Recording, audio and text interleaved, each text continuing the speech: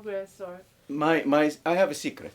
My secret is pay attention to what your professor says okay. and take notes. Okay. Any student who missed a lecture used to come to me to borrow the lecture. You see, Yeah. I had maybe 10 colors, Yeah. 10 pencil colors, in front of me, Right. just to put the sketches and so on Yeah. in proper Order. order, Yeah. and they're all drawn beautifully, Yeah. and so on. Until now, my children, they see my notes in my mother's house in Amman. Oh. Yeah. I'd love to see that. Yeah, yeah. sometime. So it's if you pay attention, you Mm. don't have to do a lot of things after that. You just go through your notes, read a little bit, and so on. It's not so hard, but You have to be there when but it's you have to happening. just Yeah. listen. I used to Yeah. listen. I used to sit and usually in the front row. Mm-hmm. You see, Yeah. and I see everything in front of me, and I listen. No hanky panky there. I Yeah, want to yeah, talk yeah. to this. You know how they do, students. Yeah, yeah. It's absolutely not. Okay, so what did you do when you finished school there? Finished school. You did civil engineering? The civil engineering. Went to Yeah. Amman Mm. for I think maybe a couple of months. My father said, "Don't even apply for jobs. Just relax for 2-3 months." Oh. So I the relaxed. family was in Amman? No, it No. was they were in Nablus. My father, after Ah. the 1956-57 Yeah, war, yeah. he told he wasn't very happy with the Egyptian administration. Okay, yeah. So he told Shuman, either transfer me or I resign. Yeah. So it was transferred. He was in charge of all the banks in the Nablus area. Okay. Nablus, Jenin, Tulkarem, Okay. the 3 branches. Yeah. So anyway, I stayed with him for a while, and then I made an application to go and work in Kuwait. Okay. So I went there in December Yeah. of 59. So you were what, 20 years old? I was 21 and a little bit. 21. And a little bit. And you went to Kuwait? I went to Kuwait for And PWD, Public Works Department. So you were like quite young. Yeah, So- Najah has a picture of me on her when I was there in the office. I mean, you had already quite a life by this time. Yeah, absolutely. So anyway, So then what happened? So did you have family there in Kuwait? Or? lots of family. Yeah. Yeah. And Yeah. I was sort of eligible bachelor Ah. for all the girls who were there and so on and so forth. So I was Yeah. pampered by the family, invited here and there and so on. Anyway, in 1963, Yeah. the Arab Bank decided to build, to actually build not only for themselves, but it's not a high rise, but it is fairly high in Nablus. Oh, okay. Yeah. So Shuman told my father, why doesn't your son come and do this supervision? What? So he sent me the offer, know, Okay. and I said one condition: Okay. freelancer. What? Freelancer. Freelancer. That is. Oh, a freelancer. Yeah. Like a consultant. Yeah. a photographer, It's not just. I Yeah. said supervising this Yeah, building yeah. is going to take all my time. So I Yeah. want to do some other work. Yeah. So I'll give them priority, yes, Yeah. but I You're will do free. other work. This is my nature. I don't Yeah. like to be an employee. Yeah. So They anyway, accepted? Yeah. Mm-hmm. so in March, I think March of '63, I left Kuwait, went to Amman, to Jordan, and stayed there until the 1967 war. Okay. Yeah. But I thought the building was in Nablus. In one Nablus. Did I say Amman? Yeah. I made a mistake. Okay. Yeah. Okay. So because you guys met in '68. Yeah. Yeah. That was I stayed there until 1967. Right. And because I was a freelancer, Mm-hmm. no income whatsoever, because nobody builds during the times of war. Right. In September of 67, when the United Nations General Assembly was supposed to debate what happened in the Six Day War, I did something a little bit naughty that maybe angered our Israeli friends. What happened is they wanted to show that the West Bank is peaceful and there is commerce between the Israelis and the Palestinians. And what is the biggest city in the West Bank? Nablus. So they had this delegation of journalists and so on, Okay. which will leave Ramallah Mm. and then come to Nablus. Okay. Okay. Now, in Nablus, Mm. the mayor of Nablus Mm. approached me and two other people, the doctor and a pharmacist, Okay. to become associate sort of members of the municipal council. Okay. I said no, I don't want to be. Okay. I said you don't have an engineering works. Yeah. He said, if it's up to you anyway. If you don't want to, I wasn't on good terms with him. So he went to the other engineers Okay.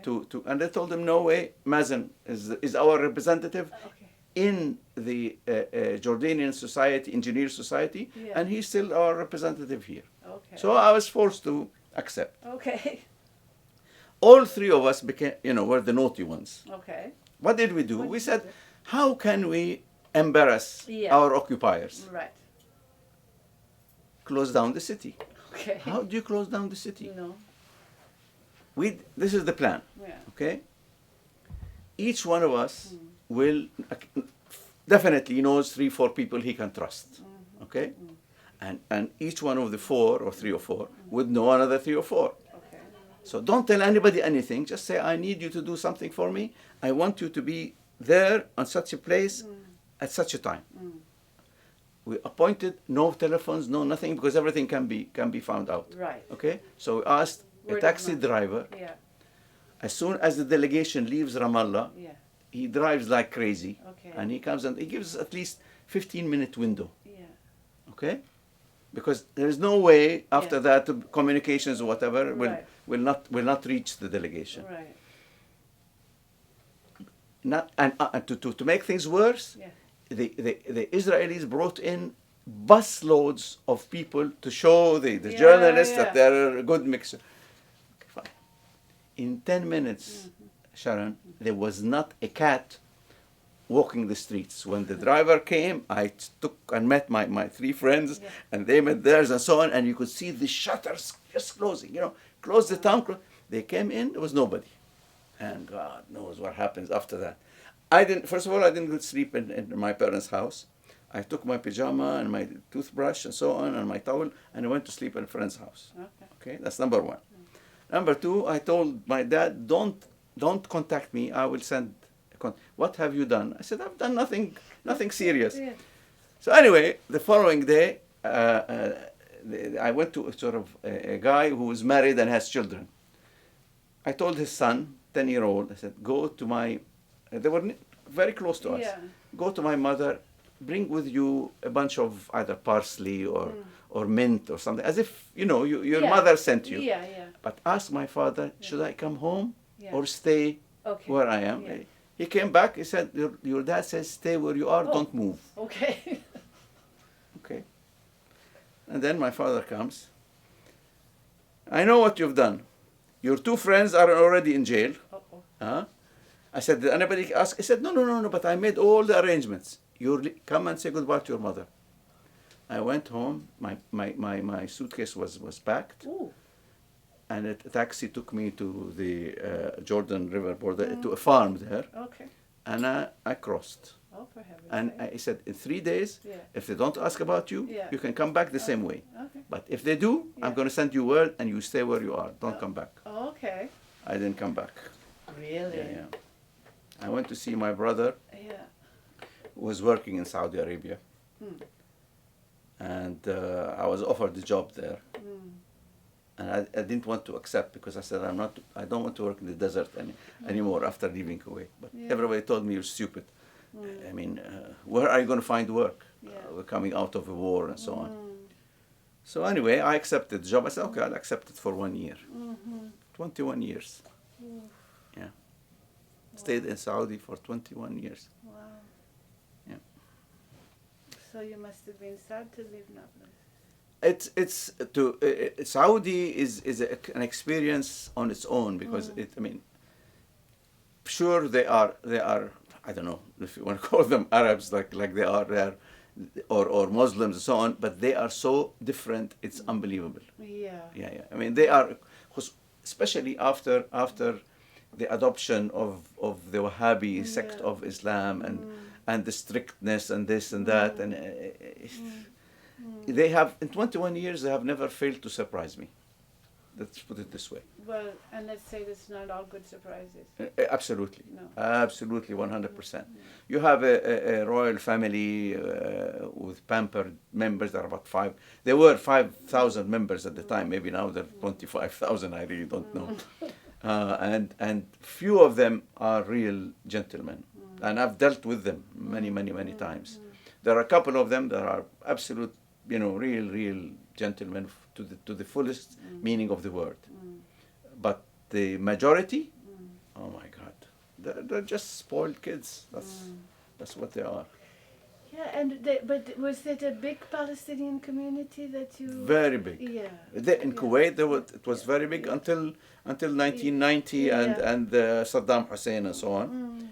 In Saudi Arabia, there is quite a large community. In Qatar, there is all over. We're all over the world. We're all not only the Arab world. I mean, here we are. We're in Canada. You see, I have lots of family in the United States also. So let's just take a look overview. Okay, because I would like to talk a little bit about Saudi Arabia if you have the energy and your marriage and stuff like that. Yeah. Normally, the way I've done it so far, we'll see. It's one step at a time because the whole Canadian part is really another chapter. Yeah. So we're not going to go there today. Okay. And if we have... May I have a glass of water, please? I think that's a very good idea. Yeah. Okay. Shahzad, may I pour you a glass of water? Thank you. Are you sure? Okay. I'm going to also have...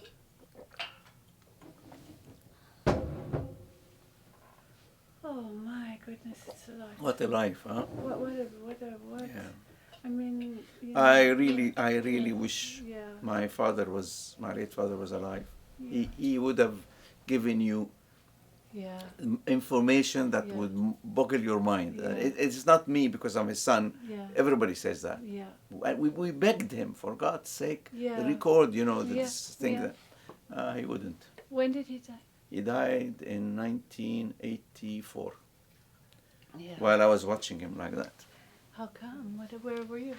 I was in Amman because when he fell ill, my brother and I used to go 1 week and come back 1 week. Because as I told you, even in Saudi Arabia, I was employed and then I was a freelancer, consulting engineering office. And so he had a special relationship with my younger son. He both of them loved each other so much, it is mind-boggling. Wow, really? Yeah, absolutely. For instance, I'll give you an example. Yeah. We were my younger son was born on the 1st of September. Okay. So usually there are no schools at that time, especially in that region. So we attended my son's first birthday in Amman, okay? And then we went back to Riyadh, okay? And then my second son, my first son's birthday came, the elder one, on the 29th of January. Okay. So from September till January, there are 4 months, right? Right. How can a 1-year child remember anything? They can't. They can't. No. That same day that my parents arrived, there was a party going on. Okay. Okay. And I went to fetch my parents from the airport. Okay. Okay. Now, to help Najat, because she was doing some artwork and so on and so forth, we brought in a Filipino girl to take care of, like a nanny. Yeah. And the baby loved her. If I tried to take him, he wouldn't come to me unless she tells him to go. Okay. This guy, this little 1 year and 4 months old guy, sees his grandfather and he throws himself at him. Oh my God. Can you imagine? Yeah. And he was an old man, and I was telling the girl, for God's sake, take him away. He's carrying him. Huh? Yeah. No, he wouldn't. We wouldn't leave him in any way. I said, my dad, please. He walks. Let him walk at least. So he was holding his grandfather's finger. Come. he wanted to show him his toys. Oh no. And then he wanted to go bye-bye. He wants to go outside the house and walk with him. his grandfather. With his grandfather. Oh. So when my father fell sick and so Yeah. on, and I would go to Amman to see him, Yeah. I used to carry pictures of the child with me here, Yeah. because my mother was complaining he's not taking his medication, he's not eating. Yeah. I said, okay, you want to see Yeah. your darling grandchild picture? Take your medication. You take your medication Yeah. and you eat. Yeah. No, I said, this is the condition. Otherwise, no pictures. And it he, worked? and then in 1984, we came back from Switzerland. I knew that he's not going to last long, because he was operated on in I think either January or February in Geneva. What for a heart? Yeah, he had no. He had what they found out in Amman. He had some sort of a tumor, Yeah. and they thought it was benign and so on. Yeah. Yeah, that's But when the operation took place, the doctor said it wasn't benign. Okay, and I said, well, how long do you give him? And he said, this is very, very slow growing tumor. So, but he's so weak, he may pass away from other reasons other than. Yes. You see, okay. So when we went, thank you. When we went to Switzerland again in the summer, I felt deep inside that my dad would see his favorite grandson, and then after that he's going to pass away. So I was delaying going. He when we went on the 15th of August to Amman, he drove to the airport. Oh. Yeah. And then when we came back, during dinner, I noticed that here, this side of his mouth was drooping. Yeah. And who was taking care of him? His doctor was my brother-in-law. And I asked, did you notice this? Apparently nobody noticed, neither my mother nor anybody. It's because I came from the outside, I noticed it. Okay? That was the last. Then a few days later, I noticed that, of course, he when he walks, to the one side. Yeah. The last day he was standing was during Rida's birthday on the 1st of September. Okay? Yeah. Last day, he was standing on his own. Okay. And who was to take him here and there is the little one. Anyway, after that, he started losing feeling in his left hand, and then the right hand, and then the left leg, and then the right leg. In spite of all this, when my brother-in-law called a specialist to see him, he asked him, he said, what's your name? To the doctor. I thought, so-and-so. He said, oh, you're from Ramleh. And the doctor said, yes. And he said, what's the name of your father? No. So-and-so. Yeah. He thought, okay. Your uncle is so-and-so, your auntie is so-and-so. no. Unbelievable. He gave him. Absolutely. Here, didn't lose a thing. Amazing. Okay? Amazing. Unbelievable, I'm telling you. Yeah. And then all things started. The thing that was moving lastly was his right hand. Okay? And then he couldn't speak. He had to write, whatever he wanted or so. Yeah. And one day we left the Filipino girl with my mother to help her when Najah and the children went back to Riyadh. There was next to us, there was the Jordanian Musical Society or whatever, and there was a religious occasion. Yeah.